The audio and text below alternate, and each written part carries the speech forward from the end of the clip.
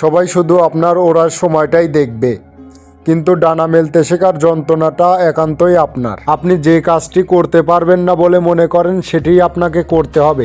সাহস হলো ভয়ের উপর বিজয়। বড় সাফল্যের জন্য প্রথম পদক্ষেপটি সবচেয়ে গুরুত্বপূর্ণ। তাই শুরু করার উপায় হলো কথা বলা ছেড়ে দেওয়া এবং নীরবে কাজ করে যাওয়া। ব্যর্থতা মানে হেরে যাওয়া নয়, বরং নতুন করে শুরু করার একটি নতুন সুযোগ। আপনার স্বপ্নের উপর বিশ্বাস রাখুন, কারণ আপনার ভবিষ্যৎ আপনার হাতেই তৈরি হবে। যারা নিজের যোগ্যতা রাখে না তারাই অন্যের নামে সমালোচনা করে। প্রতিদিন নিজের সাথে কথা বলুন, খারাপ চিন্তা দূরে সরিয়ে ভালো চিন্তা এবং নিজের মনকে নিজের আয়ত্তে রাখুন। সাফল্য চূড়ান্ত নয়, ব্যর্থতা মারাত্মক নয়, এটি চালিয়ে যাওয়ার সাহসই গুরুত্বপূর্ণ।